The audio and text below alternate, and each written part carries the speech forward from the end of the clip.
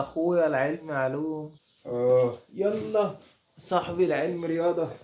عديت من الاحصاء تمام انت؟ بس اتشخرمت اقتصاد. وانت عملت ايه في العرب؟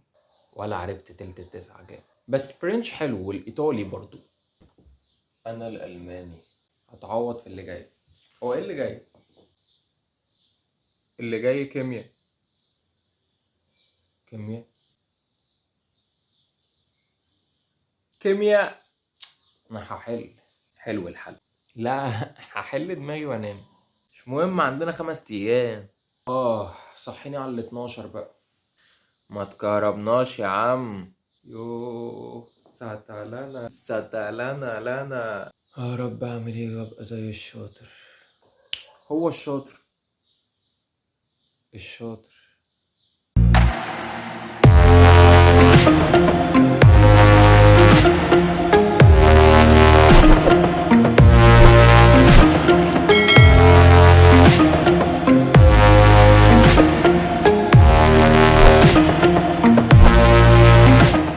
عامل ايه دلوقتي؟ مش عملت ايه خالص. اللي عدى عدى زي ما عمرو دياب بيقول، وبلاش نتكلم في الماضي. انت النهارده روحت ما بتفكرش في اي حاجة راحت، ايا كانت سهلة او صعبة، فيها كلام او مفيهاش. انت عندك كيمياء. بص يا سيدي، انت معاك 5 ايام او زي ما بيقولوا 4 ايام ونص، باعتبار ان انت ضيعت نص يوم في الامتحان واكيد حابب تنام. قبل ما تنام بس استسمحك انك اول ما توصل، لو انت دلوقتي في البيت، يا ريت تعمل كده. حدد نقط ضعفك اللي انت اكتر حد عارف هي ايه. دي مفيش مساعدة خالص من اي حد غيرك. انت عارف انت مقصر في انهي باب، انت عارف ايه الحتة اللي ما بتعرفش تحلها، انت عارف ايه الحتة اللي بتضايقك، سواء في النظري سواء في المسائل سواء في المعادلات. انت عارف الجزئية دي. مش طالب منك اي حاجة غير انك تكتبها في ورقة بس. انا عندي مشكلة في المعادلات، انا عندي مشكلة في المسائل، انا عندي مشكلة في نظري التالت، انا عندي مشكلة في الكهربية. ما تكتبش انا عندي مشكلة في الكيمياء، او تقول كده لنفسك دلوقتي لان انت بتصدق نفسك غصب عنك. خليك واثق من نفسك ومن امكانياتك. قول لنفسك انا معايا وقت. اسمع الكلام كويس قوي ونفذ الكلام كويس قوي قوي قوي. انت حددت 3 4 نقط كانوا نقط ضعف ليك، 10 نقط يا عم. رحت نمت. بعد ما تصحى افتح اليوتيوب، هات الشرح اللي انت سمعته. حاول ما تتفرجش على مدرس جديد، يعني لو انت عارفني تمام، انت مش عارفني شوف اللي انت عارفه. ما تحاولش تعرف حد جديد في الوقت ده لمصلحتك. لا يا مستر، انا كان واقف معايا 1 2 3، فبدأت اشوف الجزئية ديت في الشرح عاملة ازاي، بدأت اتفرج استعيد افتكر من اول وجديد. طيب انا شفتها خلصتها، انا قعدت النهاردة كله دي شغلتي. تاني يوم اللي هو يوم الأربع اللي هو بداية الجد بالنسبة لك، واحنا ما ضيعناش يوم التلات، بالعكس احنا كنا فيه كويس قوي، بنركز على نقط الضعف بتاعتنا اللي احنا عارفينها ومحدش غيرنا يعرفها.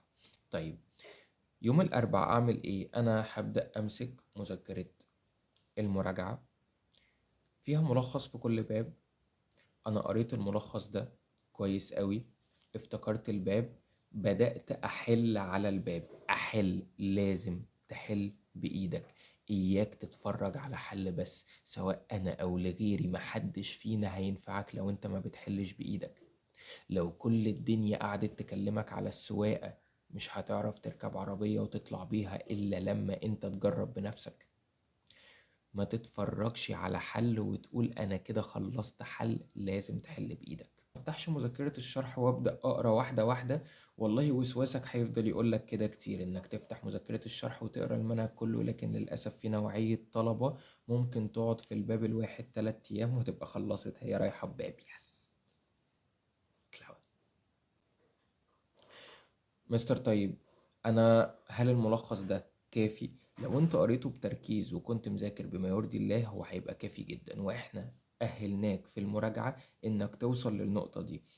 أنا قريت الملخص وبدأت أحل الأسئلة وبدأت أعلم لنفسي، فخلصت الباب. أي حاجة كانت واقعة منك في النص فأنت شفتها إن أنت ما بتعرفش تحلها، فأنت عملت عليها بالماركر. انت علمت عليها. مستر طيب انا خلصت الباب الاول التاني التالت، خلصت على قد ما تقدر في الغير عضوية. صحيت تاني يوم يوم الخميس، حاول ما تبقاش عديت يوم الاربع بأقل من 3 ابواب، مهم جدا. طيب مستر انا خلصت الغير عضوية كلها او خلصت 3 ابواب، فاضل لي باب، قمت يوم الخميس الصبح خلصته زي ما خلصت الغير عضوية، فاضل لي العضوية، ودي الجزء الاهم بالنسبة لك. قريت ملخص درس، قريت الورق اللي المستر اداهولي في المراجعة، لان ده مهم جدا جدا جدا جدا جدا. فتحت فيديو العضوية اتفرجت عليه، انا قاعد اليوم كله بعمل عضوية بس. مستر خلاص انا قريت ملخص الدروس، انا قريت الورق اللي حضرتك اديتهولي وافتكرت، انا اتفرجت على المراجعة بتاعتك بتاعت العضوية والمخطط بتاعها دي. لو انت ضاربها في واحد عادي، وده انا عارف انه ما بيحصلش معاكم، انت كده هتيجي على المغرب مخلص كل ده. بعد المغرب انت بتحل عضوية بس، سواء انت بتحل اسئلة الاختيارات اللي على العضوية، سواء انت جايب مذكرات الشرح الواجب بتاعها كان فيه هيدروكربونات ومشتقات الهيدروكربونات برضو، سواء انت حضرتك فتحت الأسئلة اللي كنا بنحلها مع بعض سواء الشرح أو الواجب وحليت، أي حاجة تلاقيها حلها.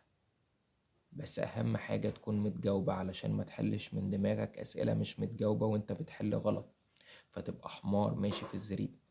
خلصنا 3 4 5، احنا دلوقتي النهاردة يوم الجمعة. صحيت الصبح جبت الغير عضوية والعضوية، الحاجات اللي أنا عمال بقالي يومين أحل فيها. شفت الغلطات بتاعتي، يا ترى هي كانت غلطات ليه؟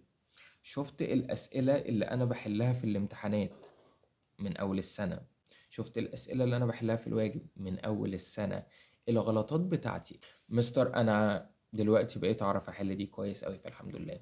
أنا دي لسه عاملة لي مشكلة، فأنا برضو علمت عليها. الجمعة بعد الصلاة حضرتك هتقابلني، عندنا ليلة امتحان يوم الجمعة الساعة 2، وده اليوم الوحيد اللي احنا هنتقابل فيه، لأن أنا سبت لك وقت قبله.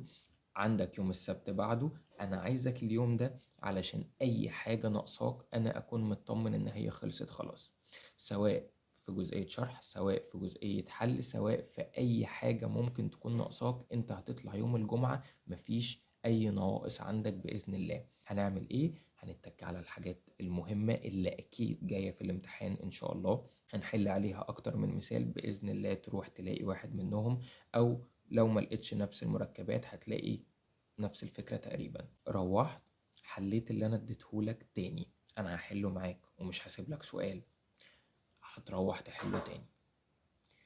كده انت خلصت الكيمياء ولسه معاك يوم كامل. هتعمل فيه ايه؟ تفتح اليوتيوب هتلاقيني سايب لك فيديو لحل امتحانات شاملة، حوالي 8 امتحانات من اللي جم قبل كده، سواء نماذج استرشادية، سواء دور أول أو دور تاني في السنتين اللي فاتوا، لأن دول اللي يعتبروا نظام جديد. أنا فتحت اليوتيوب واتفرجت، شفتك وانت بتحل علشان أبقى عارف الأفكار. خلصت، اقعد مع نفس الامتحانات، لأني هتلاقيني سايبهم لك في المذكرة، هتحلهم سؤال سؤال بإذن الله، تعرف تحل الأسئلة كلها، هتطلع مطمن أوي أوي أوي منهم، لأنك خلاص مش ناقصك أي حاجة. ما تعملش أي حاجة أكتر من كده، خش نام، حاول على قد ما تقدر تبعد عن صياح الفيسبوك، كل الجروبات اللي بتقولك الحتة ديت مش عارف عاملة ازاي، الحتة دي بتيجي ولا ما بتجيش، هو السؤال ده صح ولا السؤال ده غلط، الفلان الفلاني جاوب بالشكل ده، فلان الفلاني جاوب بالشكل ده. على قد ما تقدر قلل من الحاجات دي، لأنها هتزود من توترك. انت كويس قوي، وقول لنفسك دايما انا كويس قوي، بإذن الله هتجيب احسن درجة ممكنة، هتبقى في احسن مكان، لان ده المكان اللي ربنا هيشاور لك عليه. فاطمن، واشوفك دايما في احسن حال واحسن خير. اخوك الشاطر مستر عمر.